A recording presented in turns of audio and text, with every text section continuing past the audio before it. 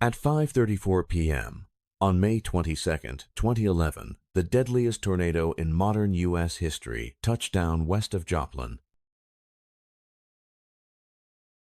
It looks like this is a pretty powerful tornado. You can see that it was taking out those transformers. Absolutely. It continues to push off to the east in Joplin. A very dangerous situation once again, very dangerous lightning, some very large hail in store also. So continue to take cover from this storm.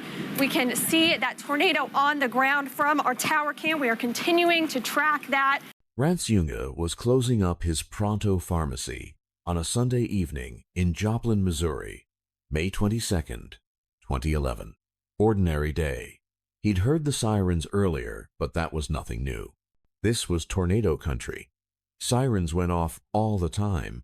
He walked to the back door, opened it, and saw the wall. Moving toward him like something alive. You couldn't see a funnel, he'd say later. It was just so massive. Across town, Natalie Gonzalez was in her bathtub, her 9-year-old son Augie huddled next to her, her boyfriend, the puppy. She'd thrown a blanket over them, a pillow. And then, in the last seconds before impact, she did something that would save her son's life. She made him put on his bicycle helmet. The sound came first. A constant rumble. Not thunder, not wind. A freight train that never passed. And then the world came apart. 38 minutes. That's how long the Joplin tornado stayed on the ground. 38 minutes of 200 miles per hour winds carving through the heart of a mid-sized American city. 38 minutes that killed 161 people and injured more than 1,100 others. 38 minutes. That changed everything. Firing line. It's right there. Oh! Yeah! This is actually really, really bad. Yeah, it is really, really bad for this town. It is. No, Oh my God. God. Oh, Look at the power flashes. flashes. That's 135. Oh, please, lift. Lift for Christ's You sake. sit in and bloody big. The traffic lights are off, so they lost power in the city now. Lift. Oh my All God. the street lights Oh and my the God. traffic is Right off. there. Where? Right behind us. 4 There it is. o'clock. Oh, yeah. Jesus. Oh my God. Oh, shit. That means it's past this though. You can see the monster. You can see the web. Oh shit. You can see the rain wrapping there. Freaking go, people. Go, just go. Oh, no. All right, it's behind him. Oh, good. Good God. This is bad, really bad. This Jesus. is bad. That's a monster. This. Oh, Explosion. oh my Power God. flash. Oh, That's it a is right monster, there. man. I feel sick right now. Very sick. Jesus Christ. Oh, no. Oh my God, this thing's massive. Oh, there goes power. Oh, my What's he foot. saying? You guys see it back there? Yes. It's a monster It's to right watch. behind us. It's Yeah. a 3-inch. The Joplin tornado remains the deadliest single tornado in the United States since modern record-keeping began in 1950. It killed 161 people. It injured over 1,150. It caused $3.9 billion in damage adjusted for inflation, making it the costliest tornado on record. 7th deadliest in all of U.S. history. The worst disaster in 70 years. But here's the part that keeps disaster researchers awake at night. They had 17 minutes of warning. The National Weather Service issued a tornado warning at 5:17 p.m. Central Time. The tornado didn't touch down until 5:34. 17 minutes. In the world of meteorology, that's a success. That's above the national average. That should have been enough. 161 people died anyway. This is the story of a systems failure. A case where accurate science, adequate warnings, and modern infrastructure all existed. Yet the last mile broke down catastrophically. We'll investigate the meteorology that created a monster, the warning paradox that left people exposed, the structural engineering failures that turned safe rooms into death traps, the medical disaster inside a modern hospital, and the recovery model that became a blueprint for the nation. But most importantly, we'll answer the question that haunts Joplin to this day. Why did 161 people die when they had 17 minutes to take shelter? The answer isn't what you think. Oh, my goodness. Oh, the power flash is going on. Oh my God. Oh, that was It really was close. right there. It's right there. Unreal. Holy shit. Oh my God. Oh no, this is so bad. No, we're alright. No, I'm not worried about us. I'm worried about the town. We're past. I'm worried about this town. This poor town's about to be destroyed. Get in your On the morning of May 22nd, 2011, meteorologists at the National Weather Service in Springfield, Missouri, were tracking a developing weather system over the Central Plains. The thermodynamics looked impressive. Convective available potential energy, CAPE, was exceeding 4,000 joules per kilogram. That's rocket fuel for thunderstorms. Extreme instability. But here's the contradiction. The storm relative helicity, the measure of rotational potential in the lower atmosphere, was modest, around 100 to 150 meters squared per second. Not particularly threatening. Early assessments suggested the primary risk would be large hail, maybe some straight-line winds, not violent tornadoes. The forecasters were looking at an environment that seemed unfavorable for the kind of event that was about to unfold.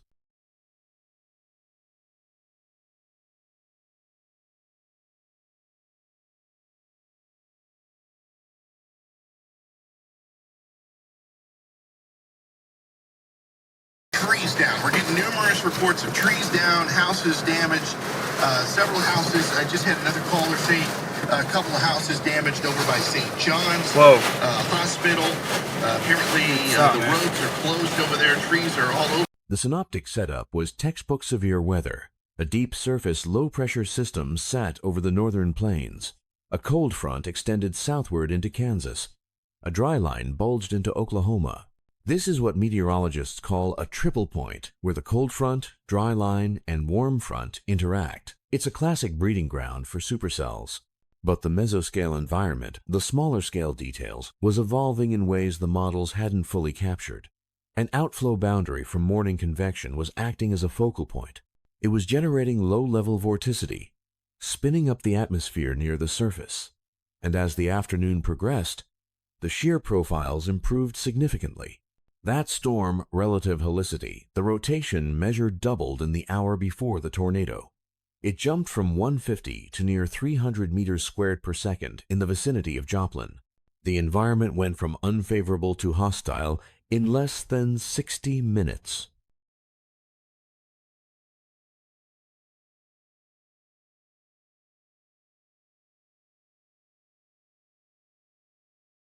When the first warning sirens went off indicating that a huge tornado was about to hit Joplin, Missouri, most residents either ignored the initial warning or moved slowly to take shelter. That's the assessment of a new government report. It concludes that most residents who were surveyed said they did not go to shelters right away after hearing the first warning. Instead, they tried to get additional confirmation about the danger. And then the cell merger happened. The Joplin supercell didn't develop in isolation. It was part of a cluster of storms interacting along the cold front. A secondary cell merged with the primary storm's rear flank downdraft, the curtain of cool, sinking air on the backside of the supercell. That merger injected precipitation loading and momentum into the system.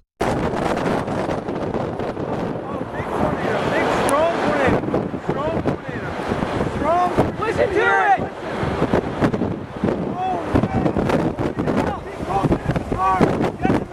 High-resolution computer simulations run after the event identified a specific mechanism called a descending reflectivity core. The merger amplified this process. It increased updraft velocity by altering the vertical pressure gradients. It intensified low-level rotation by surging the rear flank downdraft, which increased surface convergence and vorticity stretching. And it triggered tornadogenesis, the rapid descent of the mesocyclone to the surface.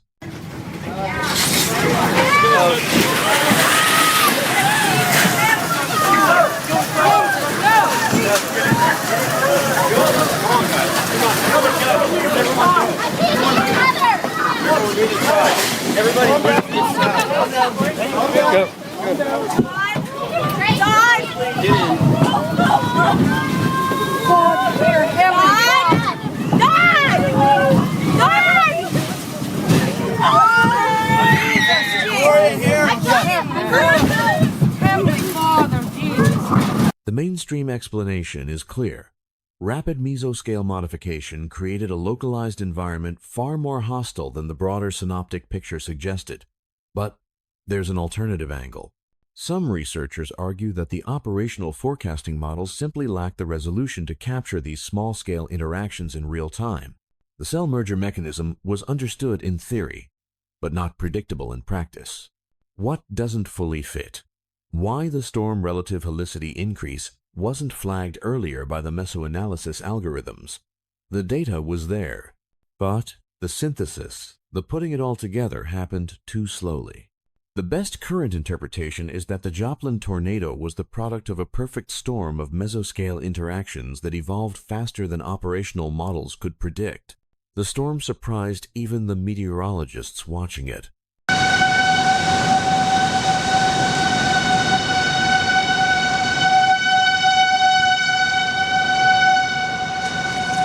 Kind of scared.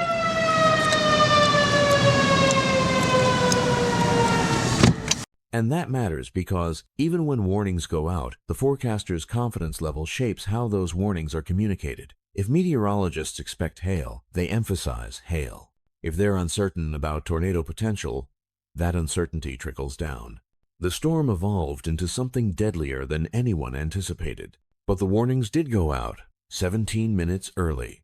So why didn't people take shelter? We just survived a tornado, folks. That sucked. What do you think, babe? Hey, I'm scared. You were scared. We were all scared. We were all scared. Show them where we huddled it out, Gene. That's where we huddled it out. Right there. Right. Were we under the B or we were under the... I think we were under the right B. there by that. We were, no, because we stayed underneath the on. No, we didn't. No. 5:17 p.m. Central Time. The National Weather Service in Springfield issues a tornado warning for Joplin. The polygon, a computer-generated shape targeting the specific storm cell, overlays the city. Weather radios activate in homes across town. Television stations break into programming. And at 5:11 p.m., the sirens had already sounded once for 3 minutes. 17 minutes before the tornado touches down. 19 minutes before it enters the city limits. By every operational metric, this is a meteorological success. But 161 people died. Here's the contradiction. The warning system worked perfectly on the technical side. The radar detected rotation. The forecasters issued the polygon. The sirens blared. The information reached the public. And yet, the majority of Joplin residents did not immediately take shelter.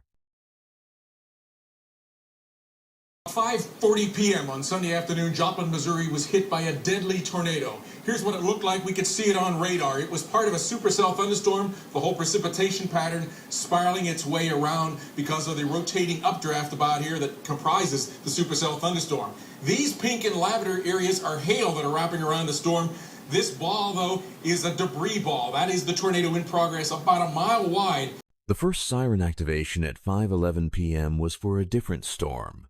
Polygon number 30. It covered northern Joplin, a separate thunderstorm cell that was producing funnel clouds to the west in Kansas.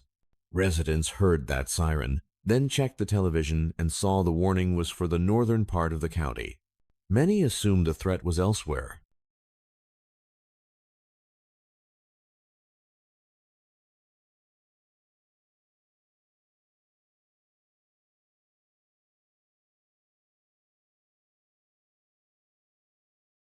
Going across Joplin, Missouri, we have the velocities with that showing the strong winds. The red's going southbound, the green's going eastbound. That's the tornado right there near the J&O in Joplin. I took a slice through this. The tornado debris that makes up that debris ball were being tossed nearly 20,000 feet in the air. There's the tornado. It's debris being cast up, giving it a very high return on Doppler radar, about 18,000 feet above the ground. 6 minutes later, at 5:17, the sirens sounded again, this time for the actual Joplin tornado, polygon number 31. But here's the problem. Joplin had no standardized protocol for multiple siren activations in quick succession. 2 sirens, 6 minutes apart. Some residents interpreted the second siren as an all-clear signal. Others thought it was a test. Still others figured the first warning had been extended, so the threat was the same storm they'd already dismissed. Confusion compounded by habituation.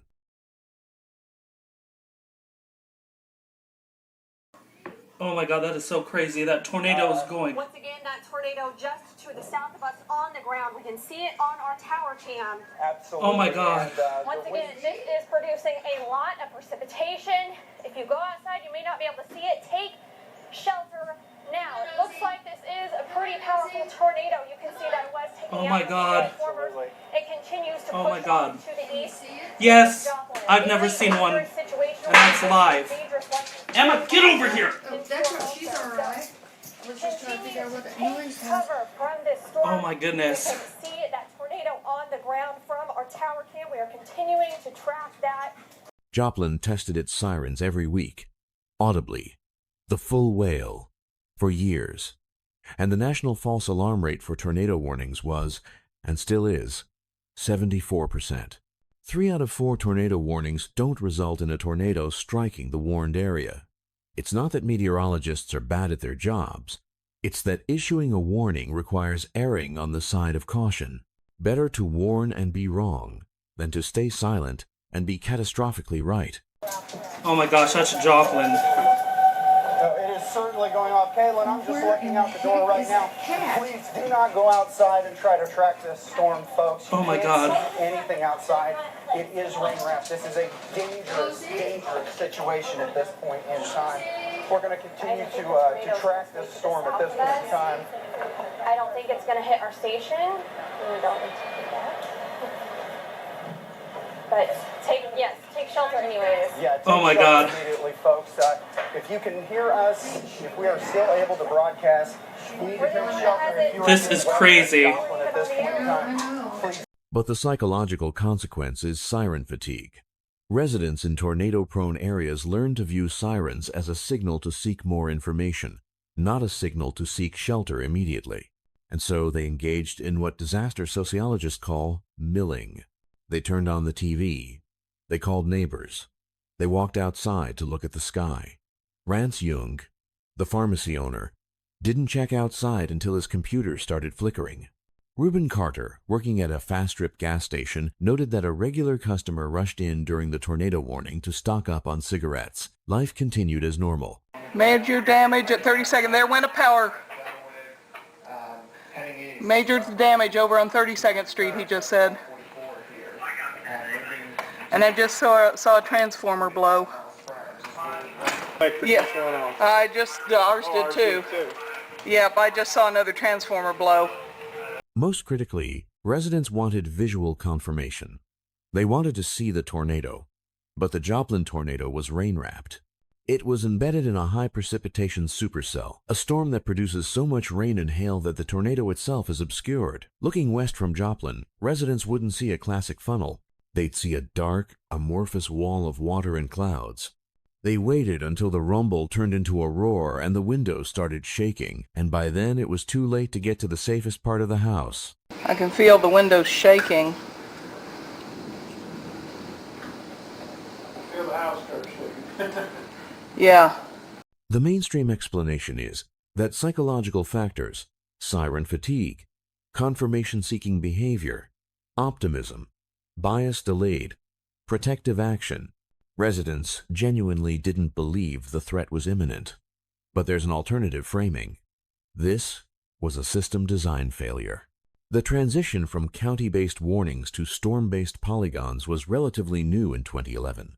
It was scientifically superior targeting specific areas instead of blanketing entire counties. But it created confusion. Sirens might sound for an entire county even if the polygon only covered part of it. Or conversely, sirens might not sound in areas just outside the polygon that were still at risk.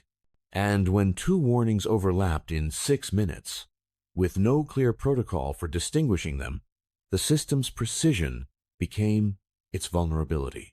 What doesn't fully fit? Why visual confirmation remains so critical even for residents who had NOAA weather radios and were actively watching television? The information was there. The warnings were explicit. Yet the instinct to see the threat overpowered the data. Stations, National Weather Service has issued a tornado warning for western Jasper County until 1800 hours.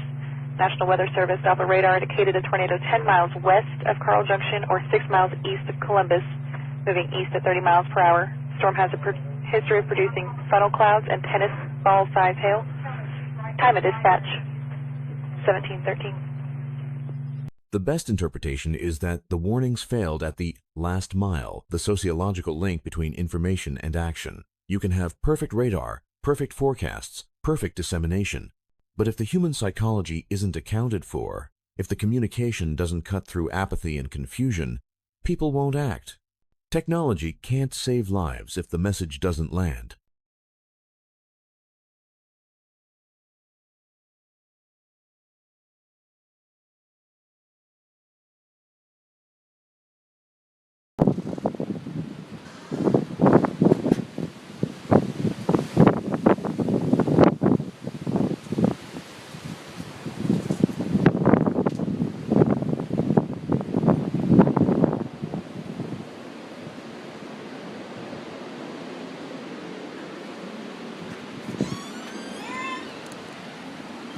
"5:34 p.m. The tornado touches down just west of Joplin, near the junction of J.J. Highway and West 32nd Street. Weather spotters report a funnel on the ground. It's weak at first. Multiple vortices, smaller subvortices, are visible, rotating around the main circulation. Classic multi-vortex structure. But within 4 minutes, everything changes. By 5:38 p.m., the tornado is an EF4 wedge, nearly a mile wide, winds exceeding 180 miles per hour. It has exploded from a nascent funnel into a city-destroying monster in the time it takes to brew a pot of coffee. 4 minutes from touchdown to peak intensity. The timeline of destruction is startlingly precise. 5:34. Touchdown west of the city limits. Trees toppled. Spotters confirm it's on the ground. 5:38. The tornado reaches EF4 intensity as it crosses into Joplin proper. The width expands to nearly a mile. The parent circulation is now a solid wedge, wider than it is tall. This is a Joplin storm chaser. I have a large destructive tornado and on the southwest side of Joplin. Notified, large tornado on the ground doing massive damage. Large tornado, it's a maxi wedge on the ground. It's tearing up the entire city on the south side of Joplin right now. This is Jeff Petrosky, and it's a massive tornado doing massive destruction. 5:41. The tornado strikes St. John's Regional Medical Center. 183 patients are inside. The 9-story steel and concrete structure takes a direct hit. From there, the path is a diagonal slash through the heart of Joplin, west to east, slightly northeast. Street Mary's Catholic Church is leveled. Only the steel cross and a fragment of metal roofing remain. Joplin High School sections of the building completely destroyed. A school bus is tossed onto the roof of the destroyed bus garage. East Middle School, Home Depot, Walmart, Academy Sports, the Pepsi Distribution Center, the Cummins Generator Building.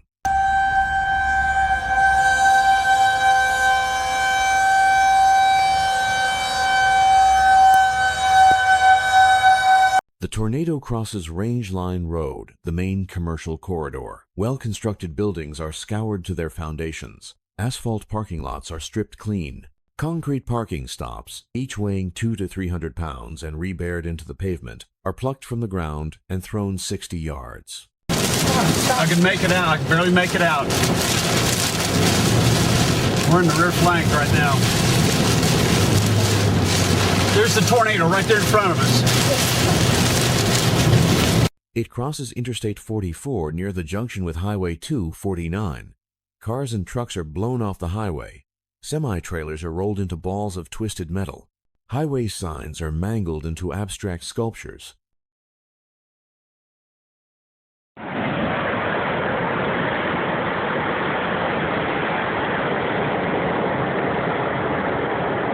is the tornado.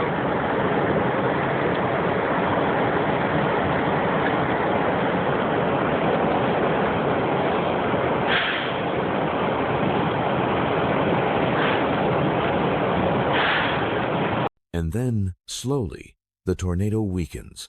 It crosses into rural Jasper and Newton counties. Damage drops to EF0 and EF1 levels. Trees down. Mobile homes damaged. Outbuildings collapsed.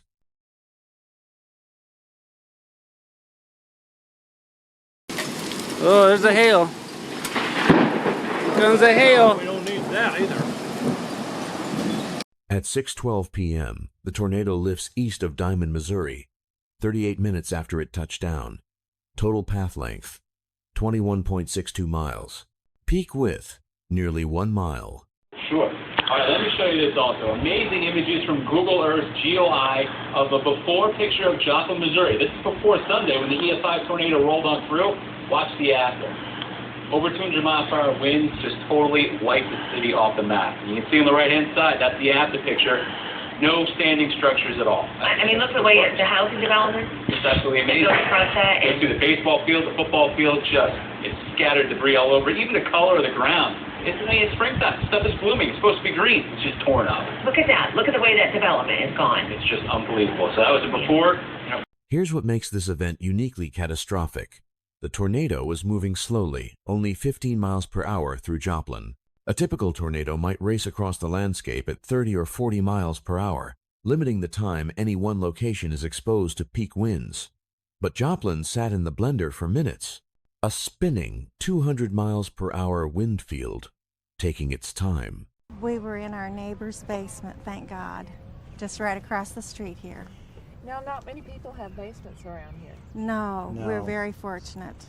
We had about 25 or 30 seconds notice, and we kept watching and listening, and then we decided we better go across the street, and then my neighbor and I kept trying to see the funnel, and we couldn't see the funnel, but then there was two large strikes, bolt lightning strikes, and then we started hearing some cracking and popping, and so then we decided it was time to get to the basement. There was 6 of us in the basement. Major noise once it got close, I mean major. We could hear the roof being taken off, and it's loud popping. It could have been bricks throwing together cars. I don't know. It was the loudest thing I've ever heard. We kept watching the television. 38 minutes on the ground is rare. Most tornadoes last 10 minutes or less. The combination of long duration, slow forward speed, and peak intensity occurring directly over the most densely populated part of the city created a worst-case scenario.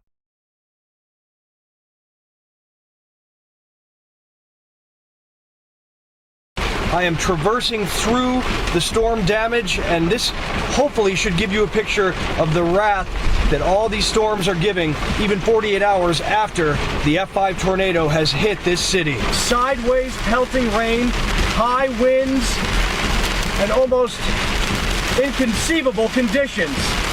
The temperature has dropped. The tornado sirens have gone off here in Joplin, Missouri. The debris indicators tell the story of violence. Manhole covers were ripped from the streets and thrown. Tractor-trailers vehicles weighing tens of thousands of pounds were lofted and carried. The National Weather Service found vehicles that had been rolled so violently they'd been crushed into spheres of metal and shattered glass. All right, here's the gas station that we were at.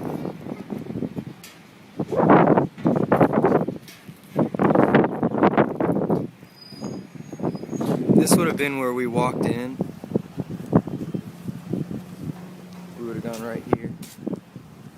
Tens of thousands of trees were snapped or uprooted. The satellite imagery from NASA shows a brown scar across the city, visible from space. Even 2 months later, the tornado's path was etched into the landscape. Joplin followed the latest building codes, the International Building Code, state-level amendments, inspections. This wasn't a city cutting corners. The structures were built to standard, and 30% of the city was destroyed anyway. 7,400 homes were damaged or destroyed. St. John's Regional Medical Center was gutted. Joplin High School collapsed in sections. Home Depot's walls fell like dominoes, killing 7 people in the front of the store. Start with residential construction, the majority of the destruction. The National Institute of Standards and Technology, NIST, conducted a forensic analysis after the tornado. What they found was a pervasive lack of what engineers call vertical load path continuity. That's a technical way of saying the roof wasn't properly connected to the walls, and the walls weren't properly anchored to the foundation. Many homes relied on toe nailing to connect roof trusses to the top plates of walls. Toe nailing is driving nails at an angle through the truss into the wood below. It's cheap, it's fast, and under tornadic uplift, it fails at wind speeds as low as 135 miles per hour, EF2 range, not even close to the 200+ miles per hour winds at the tornado's peak. Once the roof is gone, the walls lose lateral support. They collapse outward. The structure pancakes. NIST also found that many homes had bolted sill plates, the base of the wall frame, attached to the concrete foundation, but no washers under the bolts. Under extreme uplift, the wood pulled through the bolt holes. The foundation anchoring failed. And here's the critical detail. 82% of homes in Joplin lacked basements. This is southwest Missouri. Tornado Alley, a region known for violent storms. And 8 out of 10 homes had no below-ground shelter option. Residents were told to go to an interior room, away from windows, on the lowest floor, a bathroom, a hallway, a closet. But if the house is swept from its foundation, the interior room goes with it. 183 patients were inside St. John's Regional Medical Center when the tornado struck at 5:41 p.m. It was one of 2 hospitals serving the Joplin metro area. A modern 9-story facility, steel-reinforced concrete, built to code. This was supposed to be the safest place in the city, but when the tornado hit, the hospital became a death trap. Staff had moved patients into the hallway's standard tornado protocol. Get away from windows. Interior corridors. Lie flat. Judy Miller was there with her husband and their daughter Julie. Julie was a patient, typically in a wheelchair. When the warning came, hospital staff moved her into the hallway on a hospital bed. The sound came first, the rumble. Then, the building started shaking. "Here it comes," someone said. And then the windows exploded. Judy Miller watched as patients around her were impaled by pieces of the building. Broken legs, head injuries, bleeding everywhere. "It looked like a bomb had gone off in the middle of that building," she'd say later. And then, suddenly, the roar stopped. Silence. Julie turned to her mother. "Listen." Judy listened. "I don't hear anything," she said. "Exactly. Mom, there are no sirens. Nobody's coming." The hospital was dark. The emergency generators, housed in a separate building designed to lower wind standards, had been destroyed.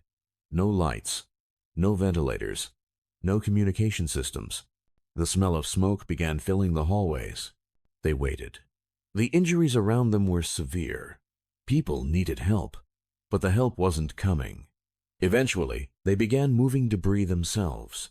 They transferred Julie to a chair, started clearing a path to the stairwell. When they reached the stairwell door, it was jammed, debris blocking it from the other side. More than a dozen people died inside St. John's Regional Medical Center that night.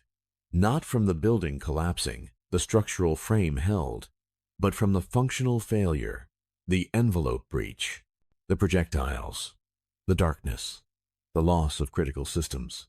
The best interpretation is that hospital design prioritized structural integrity over operational continuity. The building was engineered to not collapse. This single failure, St. John's going dark, became the driving force behind the shift to functional recovery standards in critical facility design. Hospitals built after Joplin are required to maintain operations, not just avoid collapse. Backup systems are hardened.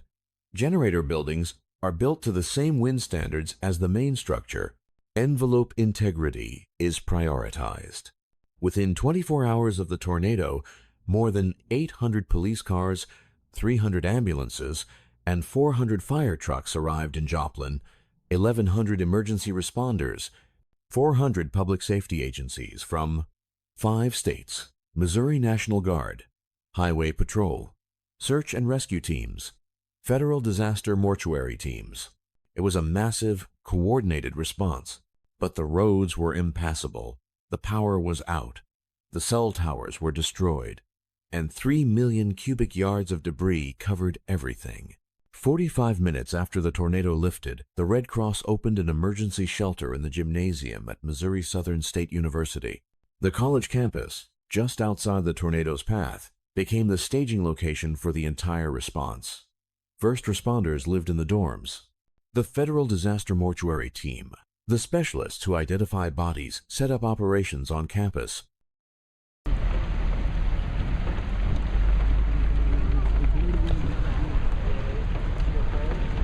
Here. Damn, these guys got hit good over here.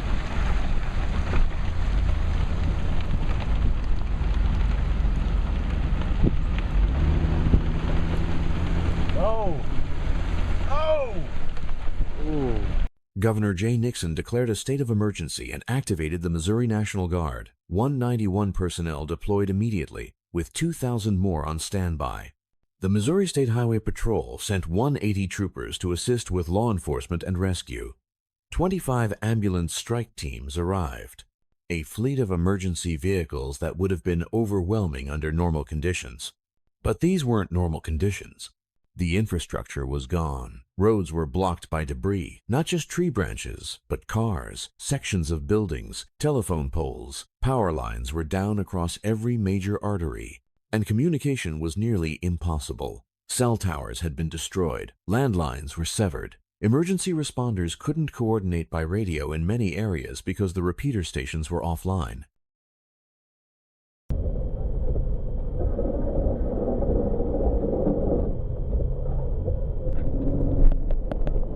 By May 23rd, Missouri Task Force 1 arrived. 85 personnel, 4 search dogs, heavy equipment, 5 additional heavy rescue teams deployed the next day. They began the grim work of searching for missing persons. Okay, rain comes right down the left. Don't even stop, just go. Go, get the hell out of here.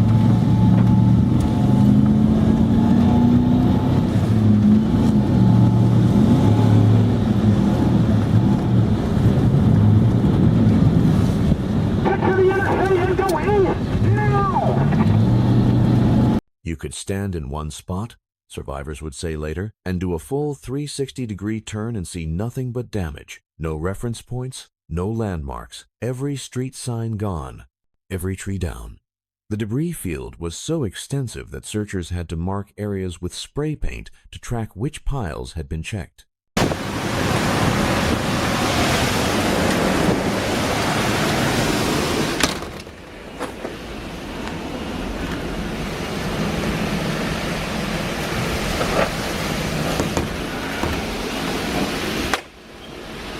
The visual aftermath was apocalyptic. 3 million cubic yards of residential debris. That's enough to fill a football field to a depth of over 400 feet.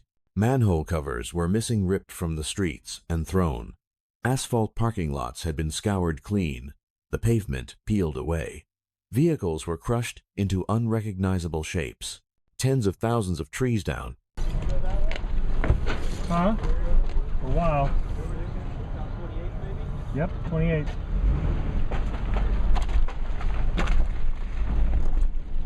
Another survivor described the mud. Not ordinary mud. A paste, ground up with everything wood, insulation, vegetation, debris. It coated walls, clung to everything, had a distinct smell you couldn't forget. If you'd been through it, you'd recognize it instantly years later in photographs.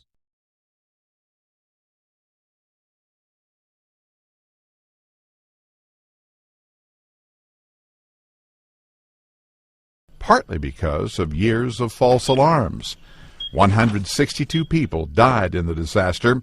The report says most residents didn't respond to the first sirens because of an apparent disregard for them.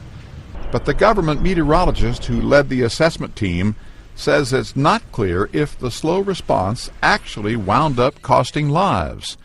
And the report stresses that the combined efforts from the Weather Service, emergency management, and the public did save lives. The mainstream explanation for the response's success, despite the infrastructure collapse, is human coordination. Traditional emergency management assumes functioning roads, power, and communications. Joplin had none of those. But by staging everything at the university, a single physical location, responders could coordinate face-to-face, no technology required. What doesn't fully fit is how quickly mutual aid arrived and integrated. 400 agencies from 5 states converging on a city in chaos, operating without centralized digital communication, it should have been a logistical nightmare. But the ground report suggests it worked, largely because everyone defaulted to in-person coordination. In the days after the tornado, a narrative began to emerge. The Joplin miracle. Look how many survived. It could have been so much worse. Here's the problem with that framing. 161 people dead is not a miracle. It's a failure. And 96% of them died from blunt force trauma inside their own homes. Many in the very rooms they'd been told were safe. The death toll analysis reveals something disturbing. Many victims were killed in interior rooms, hallways, bathrooms, closets, the places designated as tornado shelters. Not because they made bad decisions, because the structures were completely swept away. If the house goes, the interior room goes with it.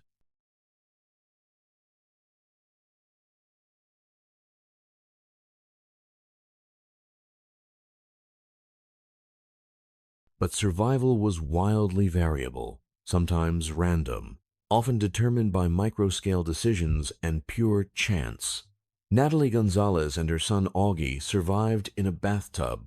She'd thrown a blanket and pillow over him, and at the last second, she made him put on his bicycle helmet. She'd heard somewhere that helmets protect kids during hurricanes. The tornado hit.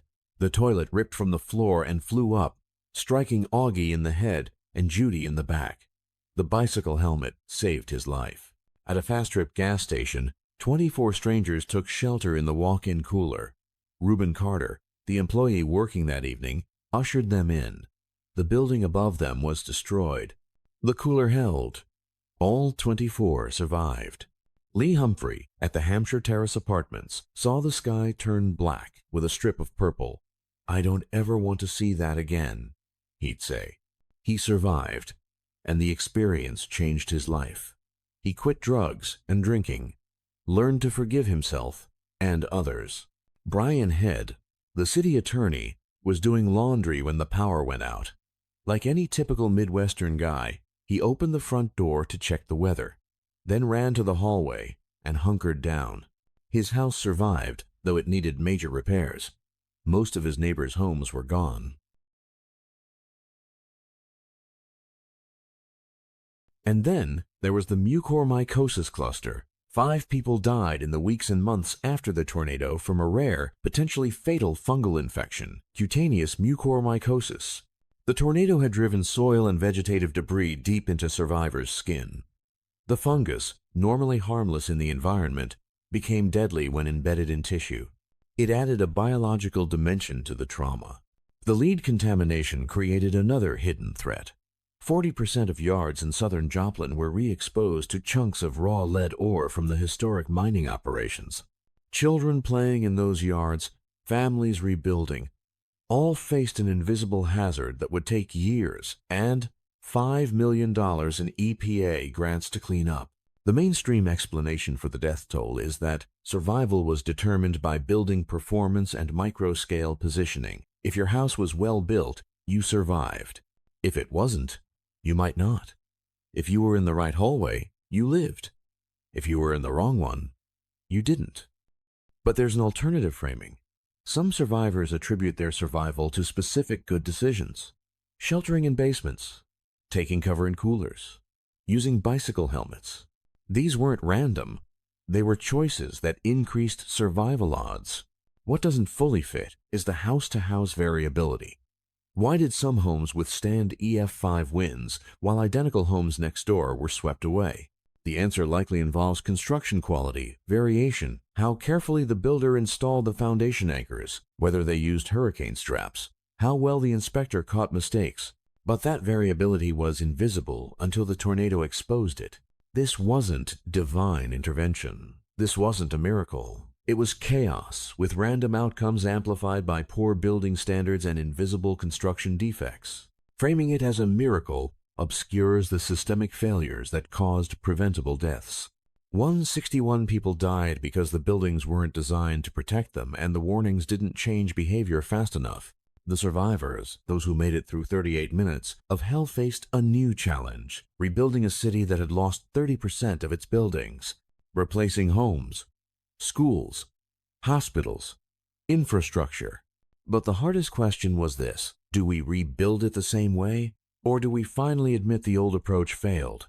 By May of 2012, 1 year after the tornado, the city of Joplin was issuing building permits for nearly 5 new homes per day. The recovery was ferocious, aggressive, fast. But here's the contradiction. The city rejected a proposal to mandate storm shelters, safe rooms in all new residential construction. The very vulnerability that killed 161 people was being rebuilt into the city. Joplin's recovery became a national case study because of the Citizens Advisory Recovery Team. Recognizing that top-down government planning often alienates survivors, the city established TEAM as a citizen-led body. Local business leaders, residents, school officials, they organized massive listening sessions, hundreds of people showing up to community meetings, sticky notes, public voting on priorities. It gave the traumatized community a sense of agency, control. One of the first priorities, schools. The schools first strategy. Rebuild the schools immediately to restore normalcy for children and prevent mass out-migration of families. If parents couldn't get their kids into school, they'd leave. Joplin would lose its population base. Federal officials had warned the city to expect a 25% population loss, its standard for disasters of this magnitude. Joplin defied the prediction. The population held steady.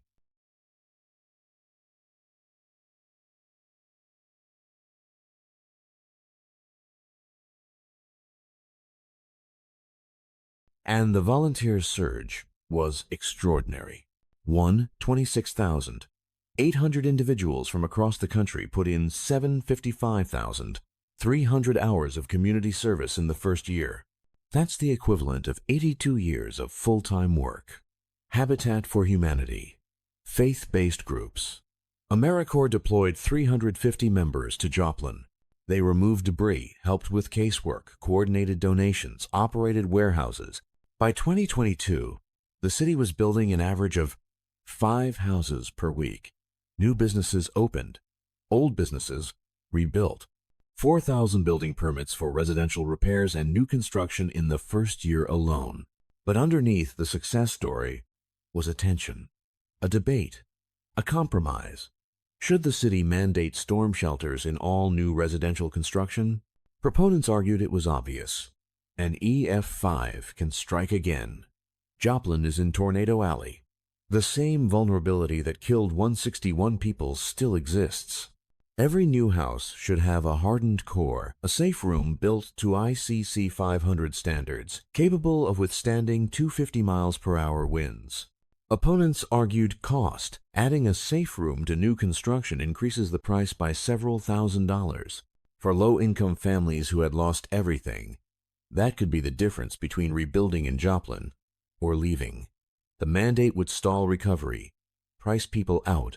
The Joplin City Council voted against the mandate. The compromise: incentivize safe rooms, provide grants and subsidies, build hardened community shelters and schools, but don't require them in private homes. The result?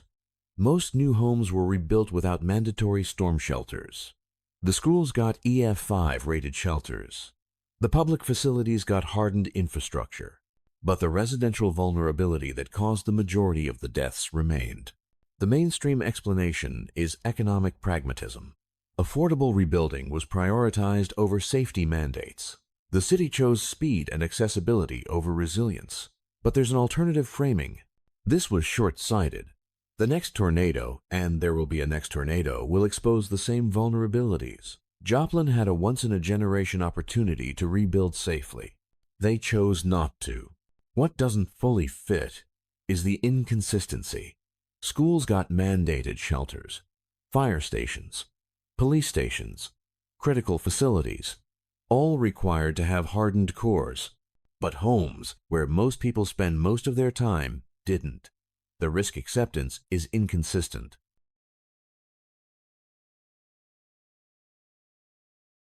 The best interpretation is that team empowered the community but deferred the hardest safety decisions. The listening sessions gave people agency. The school's first strategy prevented population loss. The volunteer surge rebuilt the physical city. But the vulnerability that killed 161 people still exists in new construction. The stakes are clear. The next EF5 that hits Joplin will test whether the lessons were learned or whether the same mistakes were rebuilt into the foundation. But the scars weren't just physical. The psychological damage ran deeper. And, unlike the buildings, it didn't fade with time. 2.5 years after the tornado, researchers conducted a follow-up mental health survey of Joplin survivors. The results were shocking. 27% met the criteria for probable PTSD, post-traumatic stress disorder. That's not the shocking part. The shocking part is that the rate had increased since the 6-month mark. Trauma is supposed to fade with time. Joplin's trauma intensified. The traditional model of disaster trauma goes like this.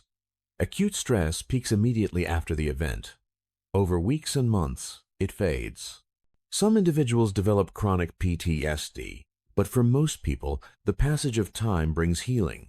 Joplin didn't follow that pattern. The longitudinal studies showed delayed onset and increasing rates of PTSD. At 6 months, the numbers were elevated but manageable. At 2.5 years, they'd climbed. Nearly 3 in 10 survivors met diagnostic criteria. The neurological and psychological mechanism is cumulative stress. The immediate trauma of the tornado is acute, but then comes the chronic exposure. Living in a debris field for months, driving past empty lots where neighbors' homes used to stand. Anniversary triggers. Every time May 22nd rolls around, the anxiety spikes. Re-traumatization during rebuilding contractors, insurance disputes, financial stress. It compounds.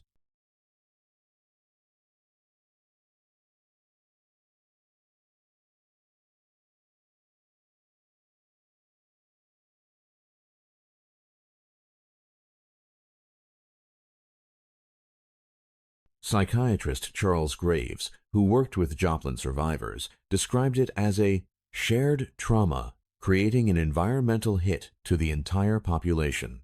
It's not just individual PTSD, it's collective trauma embedded in the landscape. Tiffany Stout, a survivor, described it this way. You can look around the room when there's a tornado watch at work and know who's been through something like this. I have to talk to myself like, okay, breathe. You can't start crying. You can't freak out. Keep it together. Let's be logical.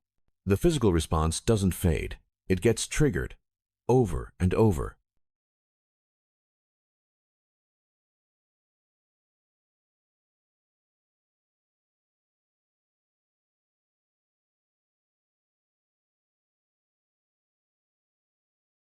Ashley Micklethwaite, who was president of the Joplin School Board when the tornado hit, said, "If you're from here and you look out over the landscape, I still see the scars. I see empty lots, and I know where people died."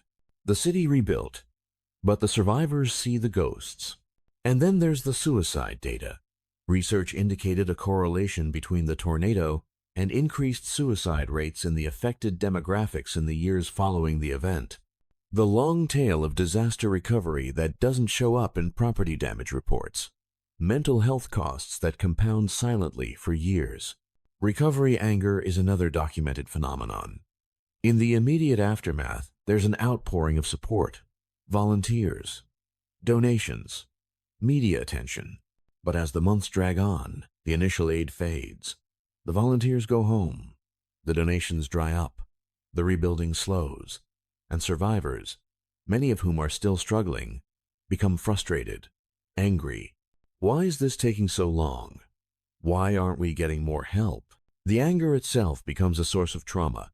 The mainstream explanation is that long-term exposure to chaos debris, destroyed landmarks, displaced community, creates cumulative psychological damage. The trauma doesn't resolve, it layers. What doesn't fully fit is the individual variability. Why did some survivors show resilience while others deteriorated? The data lacks individual-level longitudinal tracking. We know the aggregate rates increased, but we don't know which specific factors predicted who would develop chronic PTSD. The best interpretation is that the long tail of disaster is unmeasured in official reports. FEMA tracks debris removal, building permits, infrastructure restoration, but the mental health costs compound silently for years, decades even. And the stakes are this: future disaster planning must budget for long-term psychological support, not just crisis counseling in the first weeks, but sustained mental health services for years, anniversary support, community healing programs. Joplin's pain wasn't wasted, though. It became the nation's wake-up call. Before Joplin, tornado shelters in schools weren't required anywhere in the United States. Not in Oklahoma, not in Kansas, not in Alabama, nowhere.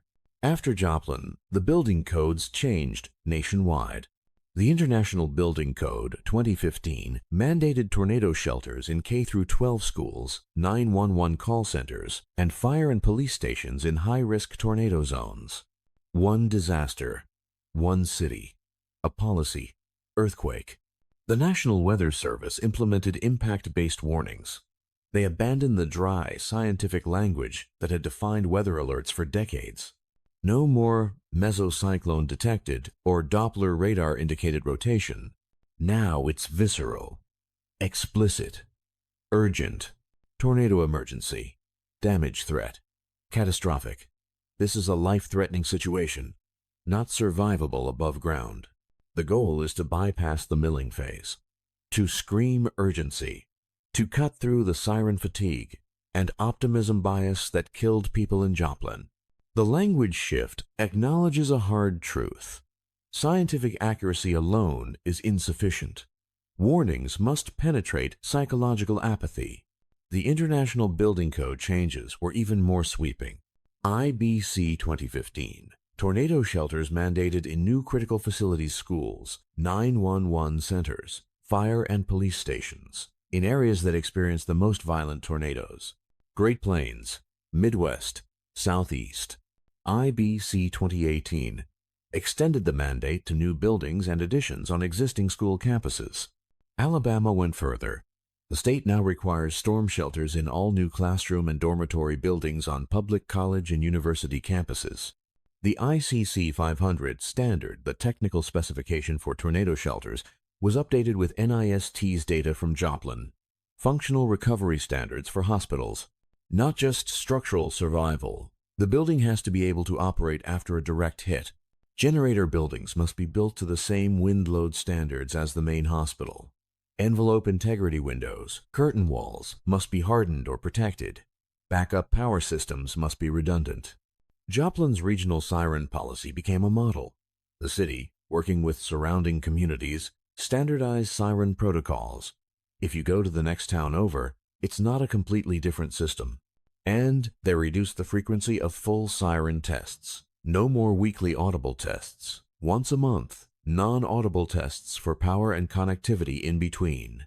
NIST's investigation became the catalyst for all of this. Joplin was a stress test for the nation's disaster readiness. The findings, building failures, communication breakdowns, warning paradoxes, were documented in exhaustive technical reports. Those reports informed the code changes. The mainstream explanation is that Joplin was too catastrophic to ignore. 161 dead, $3.9 billion in damage. The deadliest tornado in 70 years. Policy inertia finally broke. But there's an alternative framing. The policy changes were reactive, not proactive. We waited for the disaster to force our hand. The science was available before Joplin. The building vulnerabilities were known. The siren fatigue issue had been documented. But it took 161 deaths to change the rules. What doesn't fully fit is the residential gap. Schools got mandated shelters. Hospitals got functional recovery standards. Critical facilities got hardened infrastructure. But residential construction, where most people spend most of their time, where most of the Joplin deaths occurred, remains largely unregulated. Safe rooms are encouraged, incentivized, but not required. The best interpretation is that Joplin was a never-again moment for public facilities. The policy changes will save lives in schools, hospitals, and emergency operations centers. But private homes remain vulnerable, and the stakes are this. The next Joplin-scale tornado will test whether these changes actually work, whether impact-based warnings overcome siren fatigue, whether functional recovery standards keep hospitals operational, whether school shelters save lives. Joplin proved we can predict the monster. Radar works. Forecasting works. Warnings reach people. But surviving the monster requires more than science. It requires buildings that can withstand the violence, communication that penetrates apathy, and a willingness to prioritize safety over cost. The question that haunted Joplin from the beginning was this: why did 161 people die when they had 17 minutes of warning? The answer is a three-part failure. First, meteorological surprise. The storm evolved faster than operational models predicted. The cell merger mechanism triggered explosive intensification weak funnel to city-destroying wedge in 4 minutes. Even the forecasters watching it in real time were caught off guard by the speed. Second, sociological breakdown. Siren fatigue. Milling behavior. 2 warnings in. 6 minutes, creating confusion. The instinct to visually confirm the threat before taking shelter. Optimism bias. It won't happen to me. The warnings reached people. But the message didn't land. The last mile broke down. Third, structural inadequacy. Toe nailing instead of hurricane straps. Foundation anchors without washers. 82% of homes without basements. Buildings designed for life safety, not resilience. Weak links generator buildings, roof connections, envelope integrity causing total failure. A hospital that stood but couldn't operate. Schools that collapsed when roof decks stripped away. 3 failures, compounding, cascading. But the deeper question, the one Joplin's recovery exposes, is this: are we willing to pay for safety? The city rebuilt fast. 5 homes per day, volunteer surge, schools first, economic recovery, population held steady, by many metrics, a success. But the safe room mandate was rejected. New homes were rebuilt without hardened cores.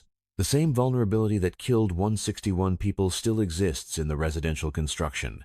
We fixed the warnings. Impact-based warnings now scream urgency. We fixed the schools, EF5 rated shelters in every new school in tornado-prone zones. We fixed the hospitals, functional recovery standards, hardened generator buildings. But we didn't fix the homes.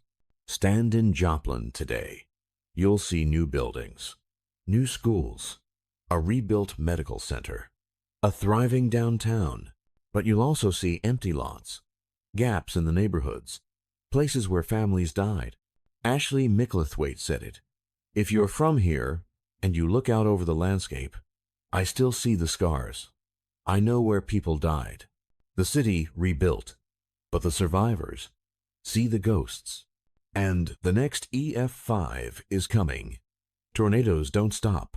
The science says they may become more frequent, more intense as the climate changes. The plains, the Midwest, the Southeast, these regions will see violent tornadoes again. The question is, will we be ready? Or will we rebuild the same mistakes, the same vulnerabilities, the same compromises between safety and cost? Joplin proved that warnings alone aren't enough, that buildings matter, that the last mile from information to action is where survival is won or lost. 161 people died on May 22, 2011. Not because the science failed, not because the warnings didn't go out. They died because the systems built to protect them, the buildings, the communication protocols, the assumptions about human behavior weren't designed for the monster that showed up. The lessons are written in the wreckage. The policy changes are on the books. The technology is better. But the hardest lesson is the one Joplin couldn't fully embrace. Safety costs money. And until we're willing to mandate it in homes, not just schools, the vulnerability remains. The Joplin tornado was the worst disaster in 70 years. The question that remains is whether it will take another 70 years and another 161 deaths to finish the job.